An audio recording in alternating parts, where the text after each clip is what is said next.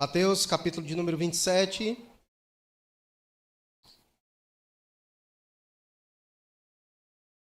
A partir do versículo de número 32.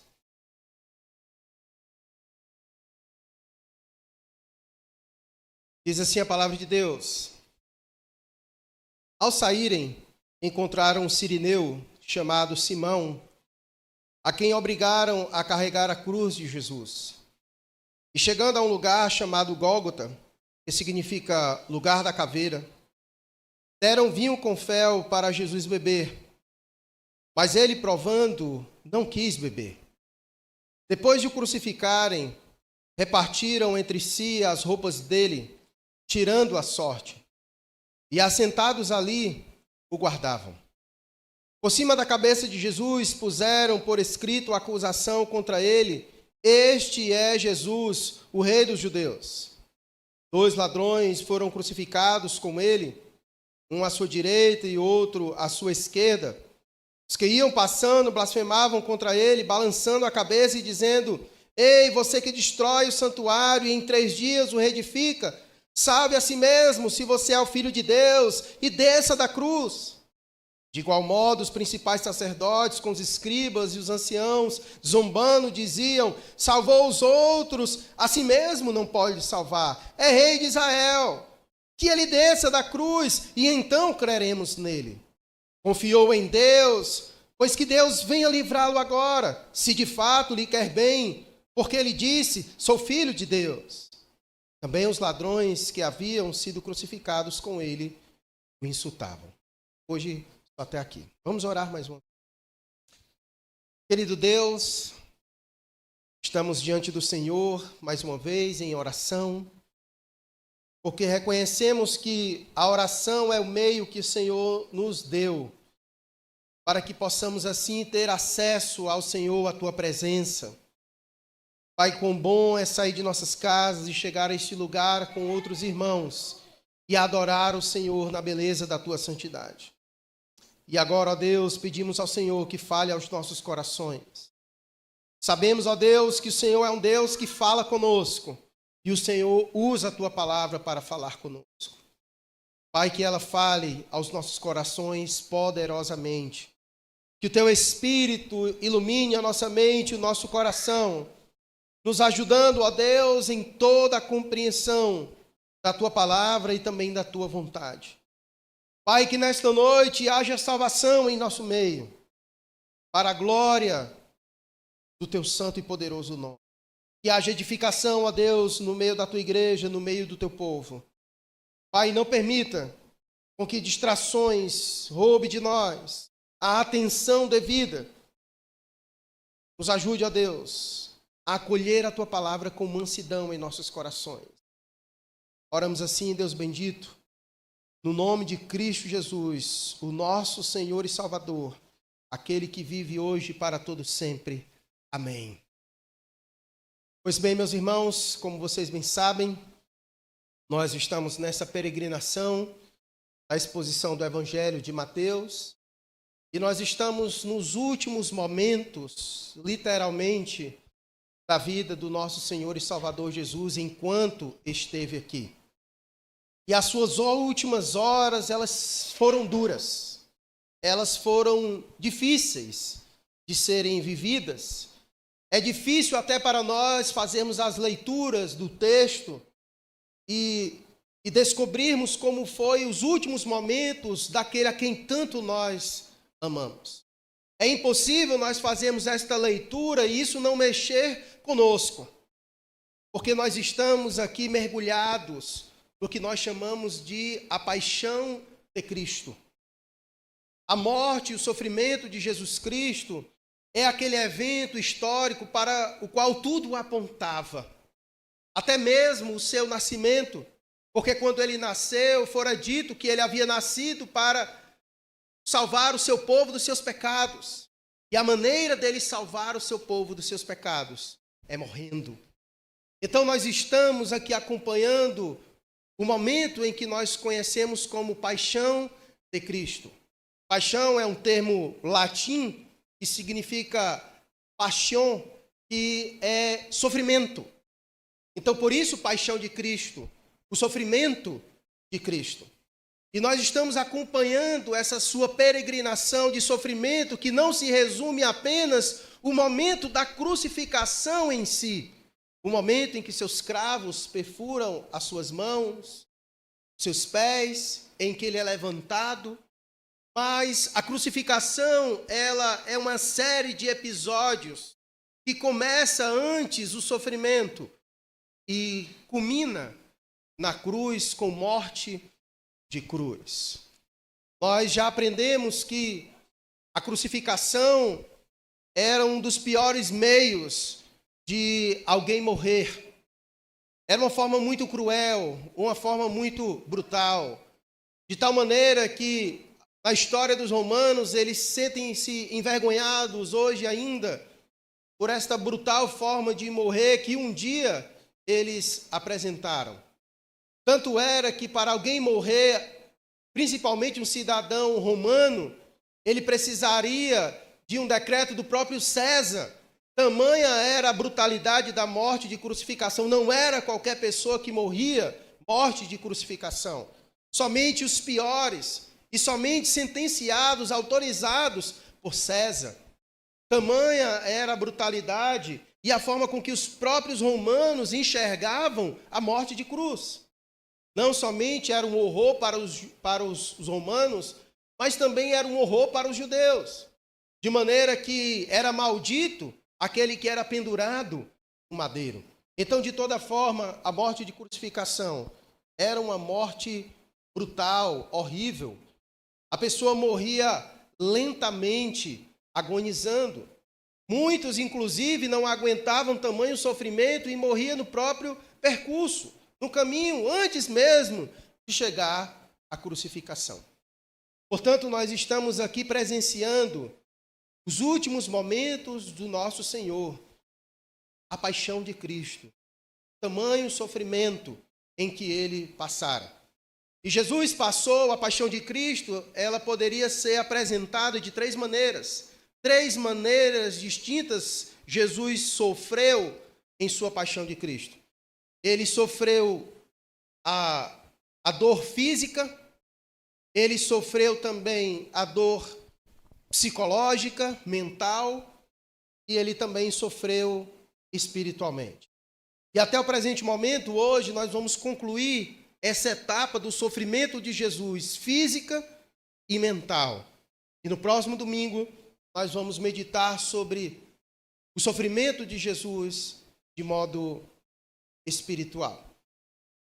Então, para que os irmãos possam acompanhar aqui o presente momento do texto, o que Jesus já passara, eu quero lembrar algumas coisas aos irmãos acerca do sofrimento físico de Jesus, e depois a gente medita mais uma vez sobre o sofrimento psicológico de Jesus, juntando tudo isso, porque ele sofrera tanto uma coisa como a outra, tudo ao mesmo tempo. Mas vamos lembrar desse sofrimento de Cristo, o físico. O momento de maior sofrimento de Jesus começa no Getsêmani. Ali o seu corpo já começa a padecer, porque naquele momento Jesus passara a noite acordado em Getsêmani. Então ele já estava cansado das suas peregrinações, de não dormir à noite, e ali mesmo ele fora surpreendido e levado preso no Getsêmani. E enquanto ele foi levado preso, ele primeiro foi levado para a casa do sumo sacerdote, onde lá já começou as agressões físicas. Então lá já Jesus começou a apanhar, a ter dores físicas dos líderes religiosos. E o texto bíblico diz que eles esbofeteavam o nosso Senhor e Salvador Jesus. E depois Jesus então é levado para o interrogamento em Pilatos. E lá nós vimos que Pilatos então entrega Jesus para ser espancado, para ser açoitado. E nós vimos como então foi esse açoite. Esse açoite promovido pelos romanos é aquele que nós já vimos de alguma forma, seja por filmes ou alguma imagem, ilustração, onde a pessoa fica colocada em um tronco E soldados romanos com chicotes, muitas vezes feito com pontas de ossos, dilaceram as costas da pessoa. Então, de maneira que Jesus ficou dilacerado, suas costas ficou em carne viva, tamanha a brutalidade dos soldados romanos no açoite em que Pilatos mandara seus soldados causarem Jesus. Então, uma noite sem dormir, já havia apanhado dos líderes religiosos. Jesus, então, é colocado para apanhar. E Jesus é açoitado às suas costas. Essa forma de punição é tão brutal que muitos morrem ali. E os que conseguem sair dali, as suas costas praticamente é toda aberta, de tamanha a brutalidade. Então, muito sangue Jesus ali perdera. Jesus perdera muito sangue naquele momento ali. E se não bastasse, nós vimos o que eles fizeram depois. Depois que Jesus foi açoitado com as suas costas abertas, eles então começaram um processo de colocar roupas e tirar roupas em Jesus.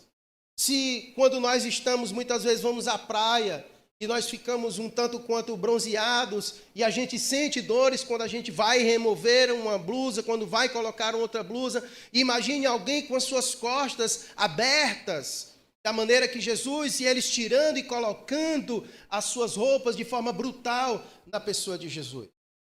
E se não bastasse, o sofrimento físico continua. Eles tecem uma coroa de espinhos e enfiam na cabeça de Jesus para que os espinhos possam cravar em sua mente, causando ainda mais dores no Senhor Jesus. E a tortura não para, e eles vestem Jesus para ridicularizá-lo e colocam um cano em sua mão, simbolizando um cetro. E o texto bíblico diz, como nós vimos no domingo passado, o verbo está ali numa ação contínua, dizendo que eles batiam, e eram vários soldados batendo naquele homem que já estava com as suas costas abertas, cansado, exausto, havia apanhado com a coroa de espinhos, e eles batiam repetidamente em sua cabeça com cano. Jesus, tendo já sofrido tudo isso, é com essa imagem que nós devemos olhar para o texto. E o último versículo, ele já diz como foi que Jesus saiu daquele ambiente, depois do açoite. Diz assim, versículo 31, depois de terem zombado dele, tiraram-lhe o manto e o vestiram com suas próprias roupas. Então o levaram para ser crucificado. Essa palavra levaram é a mesma que se usa para carregar, para dar suporte, para suportar. O texto bíblico, no original, já pressupõe de que Jesus estava em uma condição que os próprios soldados romanos tiveram que o levar, porque tamanha brutalidade. Muito provavelmente Jesus não conseguira se levantar, se erguer. Tamanha brutalidade física eles sofreram. Por isso que o versículo 32 já começa apresentando isso, dizendo que ao saírem, encontraram um sirineu, chamado Simão, a quem obrigaram a carregar a cruz de Jesus. Então isso mostra como estava o estado físico dele, porque ele não conseguia mais andar, de maneira que os próprios guardas tiveram que levá-lo, e no momento em que estavam para sair, encontraram então esse homem chamado Simão e o obrigaram a carregar a cruz de Jesus. É interessante porque os romanos, eles tinham autoridade para obrigar qualquer cidadão a ajudá-los nesse processo. Isso já era tão comum, porque, como eu disse, a coisa era tão brutal que era muito comum as pessoas não conseguirem carregar a parte de cima da cruz, a arte primeiro. Então, eles não levavam a cruz inteira, primeiro só aquela parte. Então, eles já estavam tão fragilizados, tão debilitados fisicamente, que a maioria não conseguia carregar. E por isso já era costume e já era uma certa lei de que as autoridades poderiam obrigar um cidadão a carregar a cruz de alguém. Então o texto diz que encontraram esse homem sirineu chamado de Simão, a quem obrigaram a carregar a cruz de Jesus. E é interessante aqui só um parêntese para a gente retomar. Certamente esse homem, muitos vão dizer que muito provavelmente ele pode ser aquele que é citado em Marcos e também no livro de Atos, mas não há uma prova cabal de que possa ser ele, até porque esse nome era muito comum naquele contexto. Mas, de toda forma, era um período muito festivo, era um período de muita festividade, e a Páscoa estava chegando. E certamente esse homem estava em Jerusalém para oferecer a Deus o seu cordeiro pascual. E teve o privilégio, nesse momento, de encontrar com o próprio Cordeiro de Deus, aquele que tira o pecado. Na verdade, esse homem teve um grande privilégio de poder participar dos sofrimentos de Cristo. Porque, como nós vimos no domingo passado, Deus nos chamou não somente para crer, mas também para padecer pelo nome de Cristo Jesus. Então, o texto diz que a situação de Cristo era tão fragilizada, era tão debilitada, já tanto espancamento, tanto sofrimento que ele estava passando, que foi necessário primeiro ser carregado pelos guardas e agora por esse homem. E se não bastasse, o texto bíblico diz que onde ele chega no lugar para ser crucificado, no versículo 34, diz que deram a ele vinho com fel para Jesus beber. E o texto diz que ele, provando, não quis beber. Algumas pessoas vão dizer que Jesus rejeitou essa bebida, porque essa era um tipo de bebida que muitas vezes era oferecido para ajudar aqueles que estavam em sofrimento a, de certo modo, a entorpecer aquela dor brutal, tamanha que estava passando. E Jesus sabia muito bem disso. Algumas pessoas vão dizer que Jesus se recusou a beber porque ele queria, de fato, passar pelo sofrimento que o Pai tinha proposto para ele. Mas o texto bíblico, ele não nos permite ter essa concepção, muito embora ela seja uma boa concepção, porque o texto bíblico diz que primeiro ele prova e depois ele rejeita. Ele primeiro prova e depois rejeita. E ele rejeita porque certamente ele fora enganado. Porque de fato era oferecido essa bebida para dar uma aliviada no sofrimento daquele, mas esse que prepararam para Jesus, prepararam com uma dose de fel. E no Antigo Testamento o fel era usado para como se fosse substâncias venenosas ou então amargas por demais.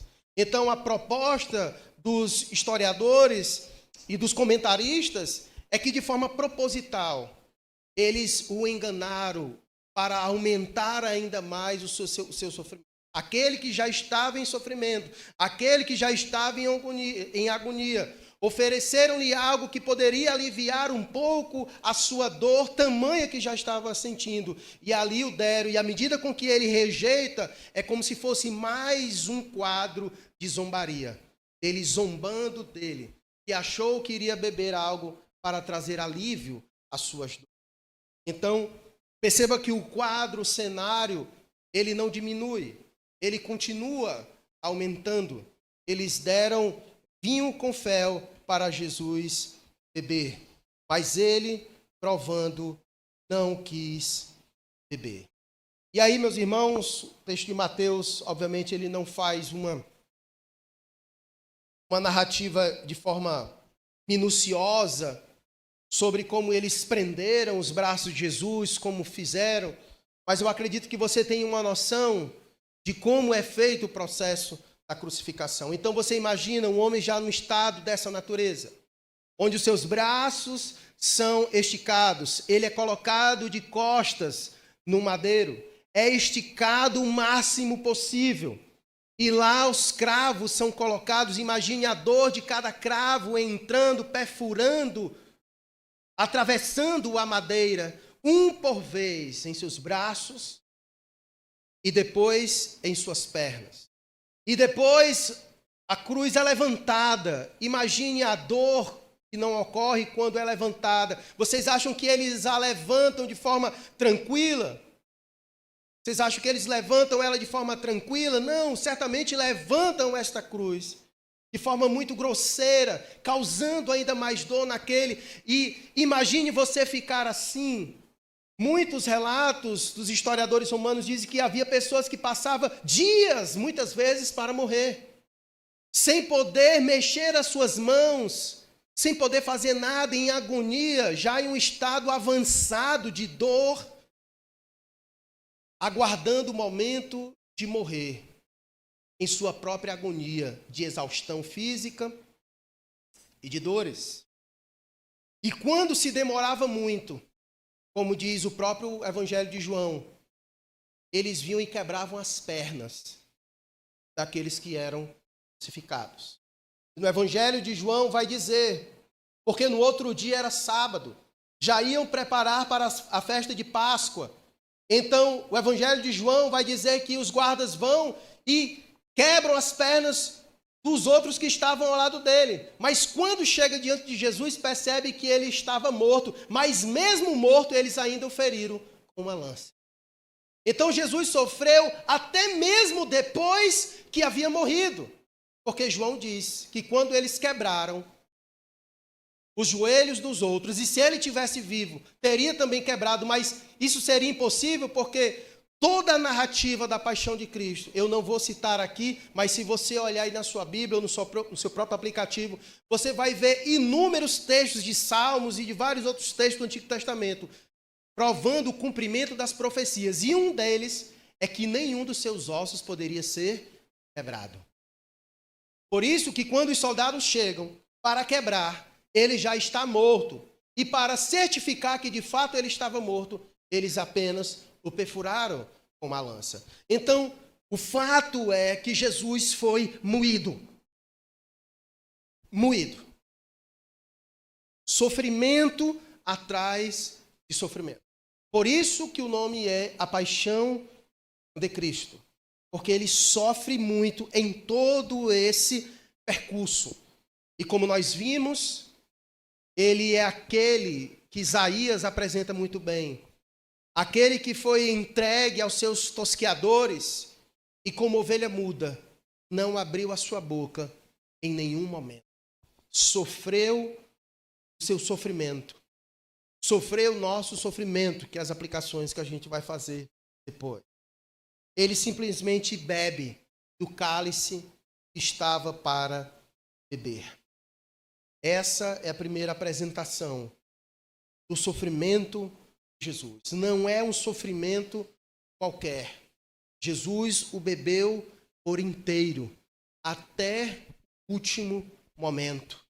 Jesus bebeu até o último, padeceu todo o sofrimento que tinha de padecer nesse cruel cortejo que é a crucificação, que não se resume apenas ao momento de ser pendurado, mas tudo que antecede.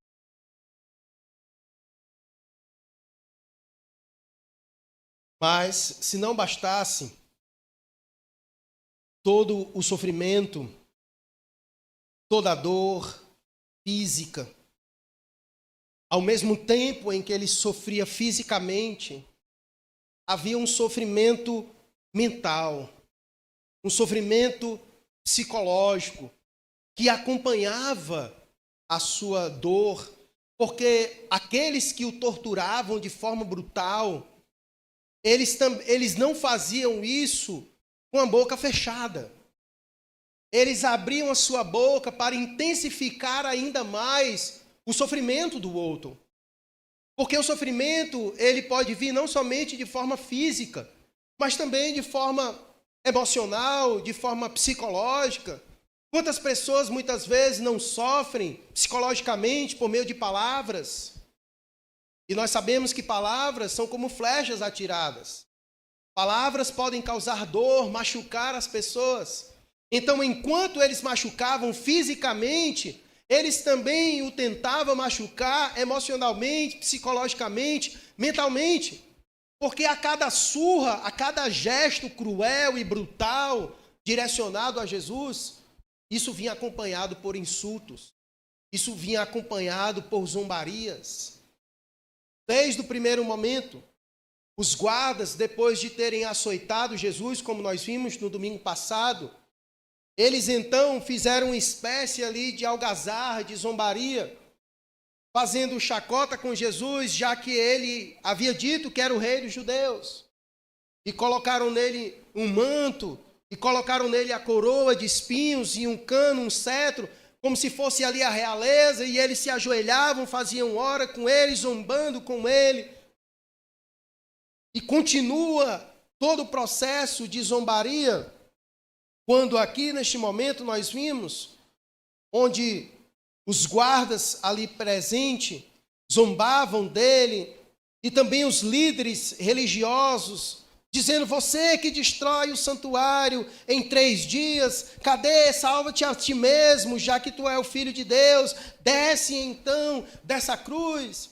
Assim eram as pessoas que iam passando, faziam esse tipo de zombaria, os líderes religiosos, os guardas, todos que estavam ali, zombavam e ridicularizavam a pessoa de Cristo Jesus. Um homem que já estava em uma situação de muita agonia física. E se não bastassem, eles continuavam com grandes insultos sem parar. Mas tem um deles que me chama bastante atenção. É o versículo de número 43. Quando eles dizem assim: confiou em Deus, pois que Deus venha livrá-lo agora, se de fato lhe quer bem, porque ele disse: sou filho. Então, além de toda a zombaria, além de toda a dor física, Jesus ainda é tentado porque todos nós sabemos que Jesus, ele é o próprio Deus. Nós sabemos que Jesus poderia ter acabado com o seu sofrimento no momento em que ele quisesse. Nós já vimos em diversos momentos ele mesmo dizendo para os seus discípulos que se ele quisesse, chegaria uma legião de anjos para ajudá-lo, para acudi-lo, porque ele é o Todo-Poderoso. Ele é o Criador de todas as coisas. Então, nesse momento, ele é tentado a isso. Confiou em Deus, pois que Deus vem agora livrá-lo, se de fato lhe quer bem. Ou seja, se ele está passando por isso, se ele está sofrendo, então é a prova de que Deus não lhe quer bem. Porque quando Deus quer bem a alguém, não permite alguém sofrer. Muitas vezes, é dessa forma que nós também somos dados no nosso sofrimento. Tu não é filho de Deus? Por que está sofrendo? Se tu é filho de Deus, então que ele venha te socorrer. Que ele venha livrar você. Se de fato ele lhe quer bem, então ele vem lhe acudir. Ele vem lhe assistir em seu sofrimento. Então muitas vezes nós associamos nosso sofrimento a uma rejeição da parte de Deus, mas pelo contrário. Jesus estava exatamente no centro da vontade do seu Pai. Jesus estava exatamente no centro da vontade do seu Pai. Não havia outro lugar em que ele devesse estar, a não ser ali mesmo, bebendo do cálice que o Pai havia preparado para ele. Porque era necessário que Jesus assim passasse por isso. E a zombaria é tão grande que até mesmo, verso 44, os ladrões que haviam sido crucificados com ele também insultavam. Ou seja, ninguém perdeu a oportunidade. É tipo que nem quando acontece, quando alguém pega algum ladrão no meio da rua, é gente passando de bicicleta, para dar uma, o cara passa, para ali na moto, para dar uma, o cara no carro para dar uma, todo mundo quer dar uma. Ninguém quer perder a oportunidade. Parecido. Jesus fora colocado, levantado. Os que passavam, já que a cidade estava completamente cheia, E eles colocaram Jesus lá como um espetáculo de zombaria, de modo que todo mundo que passava podia aproveitar e derramar sobre ele o seu insulto. E quem passava o insultava. E os líderes religiosos ali insultavam. E os guardas zombavam. Até os ladrões, que não tinham nenhuma moral, porque eram piores do que ele, aproveitaram a oportunidade. Mesmo ali, já crucificados também,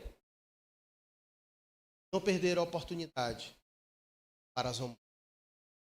E aí é óbvio, você conhece, sabe que um deles vem a entregar o seu coração para Cristo, mas não vem o caso aqui de mencionar. Mas o fato é que até mesmo os ladrões que haviam sido crucificados com ele o insultavam.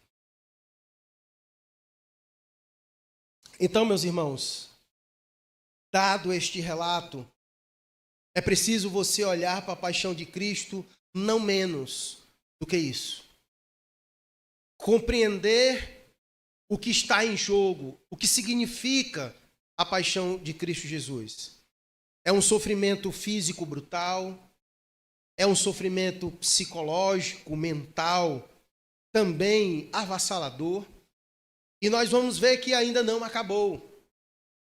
Nós vamos ver no próximo domingo o sofrimento espiritual, que Jesus ainda está para passar, que é aquele momento que lhe fez suar sangue no Getsêmani, em saber que haveria um momento em que os nossos pecados seriam colocados sobre ele, e ele pela primeira vez sentiria a ausência do seu Pai.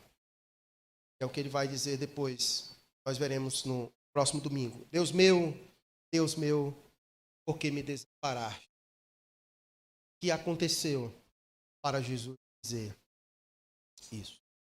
Então, Jesus sofreu de todas as maneiras possíveis que poderia sofrer.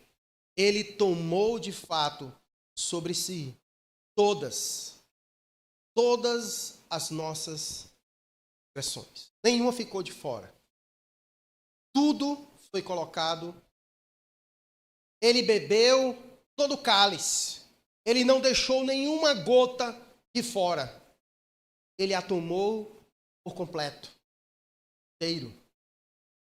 E era necessário que assim acontecesse.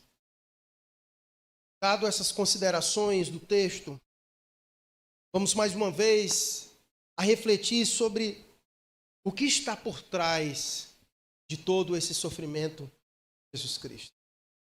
Quero lembrá-los mais uma vez que aqueles homens que ali haviam morrido e que foram crucificados ao lado de Jesus, eles mesmos puderam testificar de si mesmos: nós merecemos estar aqui, mas esse aí não, esse é inocente. Então, a primeira coisa que nós precisamos lembrar quando olhamos para o sofrimento de Cristo é entender que ele não está padecendo pelos seus próprios pecados. Jesus não está sofrendo porque ele está colhendo o fruto do seu próprio pecado, não. Jesus viveu nesta terra como um cordeiro sem culpa, perfeito. Jesus está sofrendo tudo isso, em meu lugar, em seu lugar. É importante que a gente olhe para a paixão de Cristo dessa maneira, dessa natureza. Jesus passa tudo isso por causa de nós. É o nosso sofrimento. Ali representa o nosso sofrimento. Ele está tomando sobre si o sofrimento que é meu e que era seu. Ele não está pagando por algo que ele mesmo cometeu, porque ele é inocente, como nós já vimos. Ele é inocente. E o inocente está morrendo, está sofrendo pelo culpado, para poder, por meio da sua morte, inocentar o culpado, que somos nós. Com a intenção de nos justificar, ele foi condenado para que por meio da sua condenação nós sejamos justificados. E o caminho disso é o caminho do sofrimento. É o caminho do sofrimento. Então Cristo está sofrendo ali, no meu lugar, no seu lugar. Não é o sofrimento dele em si. Ele ali está fazendo isso para a remissão dos nossos pecados. O seu sangue está sendo derramado porque é necessário. Porque sem derramamento de sangue não há remissão de pecados. E por isso ele está ali.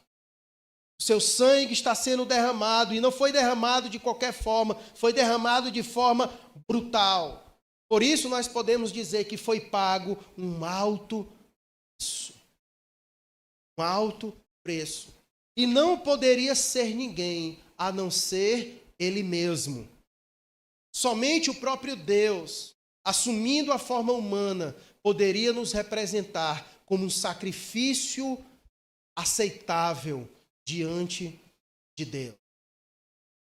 Não é qualquer um que está morrendo, é o Filho de Deus que está morrendo. Santo, sem culpa, justo, está morrendo em nosso lugar. E tinha que ser assim. Porque a nossa dívida diante de Deus é uma dívida do tamanho dele mesmo. E somente alguém do tamanho dele mesmo para pagar esta dívida. Por isso, ele nascera. Tinha que ser assim. Não podia ser de forma. E aí na cruz, Deus expressa para todo mundo a forma com que ele ama. Deus prova o seu amor por meio do sacrifício. O sacrifício é a forma mais visível, mais bela e a que mais se assemelha de Deus, de demonstração de amor. É o sacrifício. Quem ama, se sacrifica. E Deus prova isso, sacrificando seu próprio. Por isso que a Bíblia diz que Deus amou o mundo de tal maneira que deu o seu único filho para ser sacrificado. Agora você imagina um pai ver o seu filho morrer de uma forma horrorosa como essa. E ter todo o poder e autoridade para reverter a situação. E não reverte. Por uma razão. Que ele queria nos salvar. Você consegue entender a dimensão do amor de Deus por nós? Você consegue mensurar isso? Você que é pai, entendeu muito bem o que eu acabei de dizer. Imagine você ver e presenciar seu filho morrendo de maneira brutal, como Jesus morreu. E estar ao seu alcance o todo o poder para o impedir. Mas Deus não fez, porque por meio da morte do seu filho, ele queria salvar outros filhos para si mesmo. Isso mostra o tamanho do amor de Deus.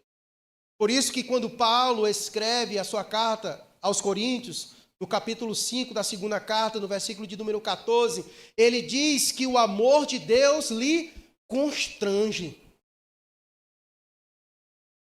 Paulo diz que quando medita no amor de Deus, ele fica constrangido. A saber que Cristo morreu por nós, o justo pelo injusto. E ele então fica constrangido de tal maneira, a palavra constranger é exatamente isso. É a mesma coisa quando alguém lhe faz um favor tão grande que você não esperava e você fica constrangido em algum momento devolver este favor. Alguém lhe surpreendeu com um favor tão grande e você fica impactado, e você fica constrangido por aquele favor, por aquela benevolência que alguém fez com você, e você fica ali naquela sensação de constrangimento de poder devolver aquilo àquela pessoa. É esse sentimento que o apóstolo Paulo tem quando ele medita no amor de Deus, o que Deus foi capaz de fazer com seu filho por amor a nós.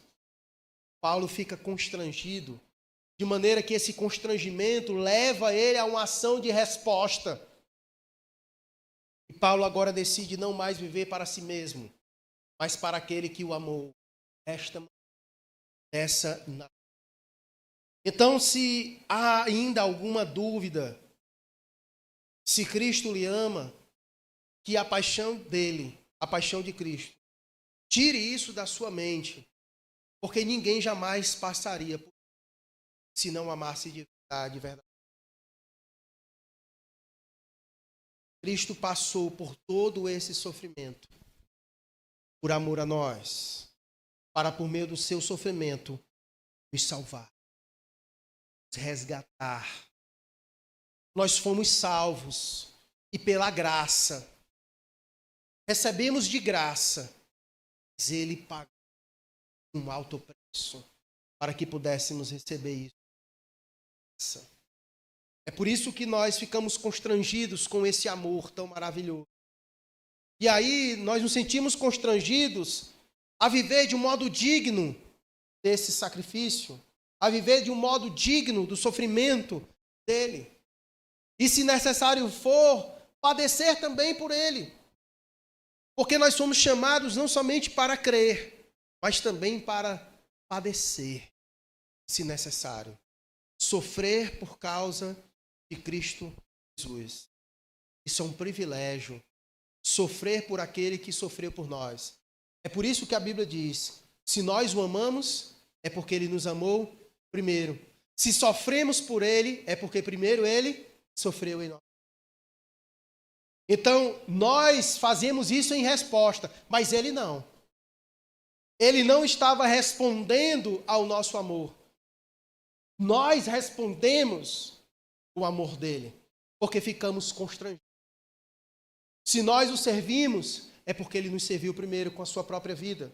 Se nós o amamos, é porque ele nos amou de tal maneira que deu a sua própria vida por nós. Se nós sofremos por ele, é porque ele sofreu todo o cálice que devemos sofrer, primeiro, em nosso lugar. É por causa das suas pisaduras, nós fomos sarados, curados.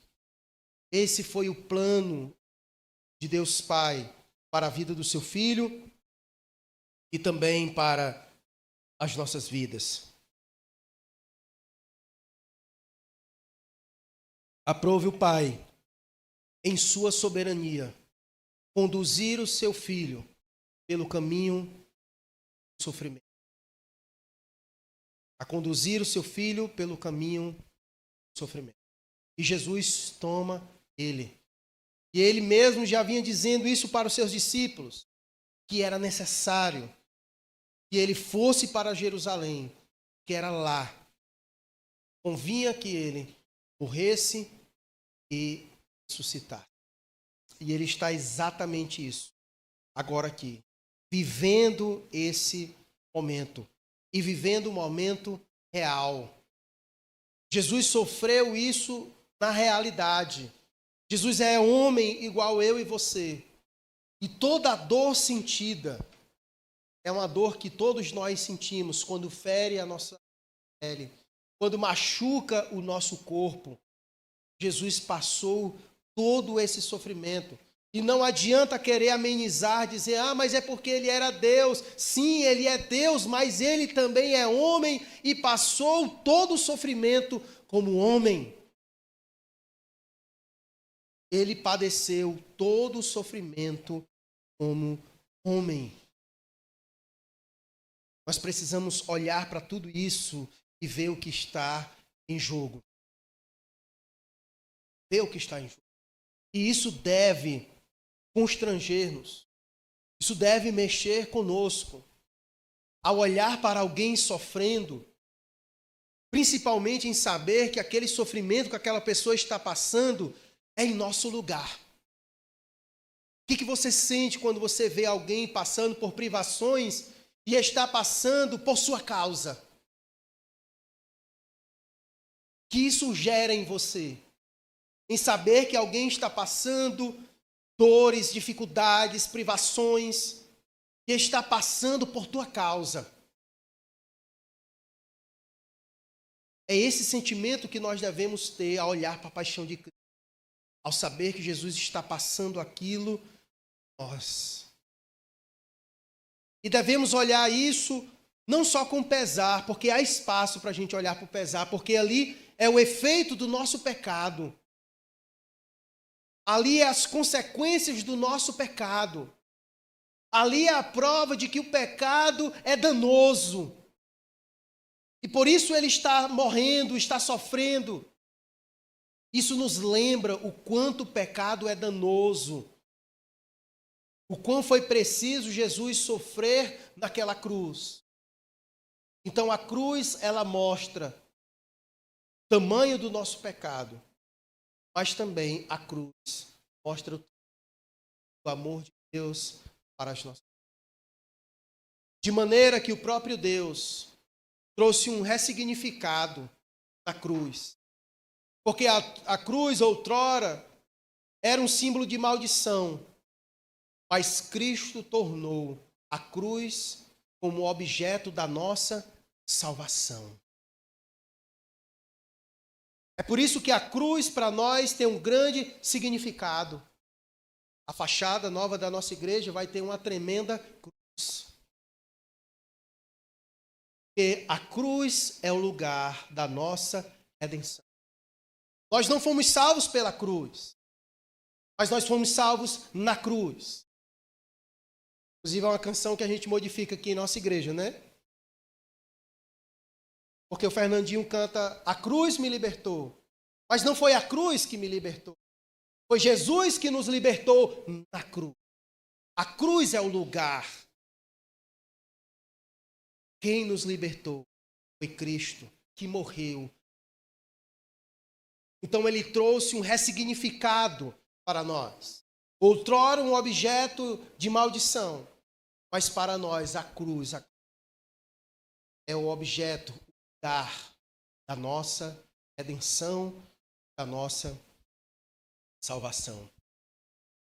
E é por isso que nós nos rendemos a Ele, na cruz. Porque foi lá onde Ele pagou alto preço por mim, por você. Cada um de nós aqui, saiba de uma coisa, você nunca será amado por ninguém neste mundo como você foi amado por Cristo Jesus, o Senhor. Ninguém será capaz de te amar como Ele. Nem teus filhos, nem teus cônjuges, ninguém será capaz de te amar como Cristo Jesus te amou. Por isso a Bíblia diz que Ele nos amou de tal forma muito profunda. Então, se você tem dúvidas do quanto Ele te amou, olhe para a cruz. Lá você deve se lembrar que Jesus pagou a demonstração do amor que Ele tem por nós e morrer naquela cruz para nos salvar.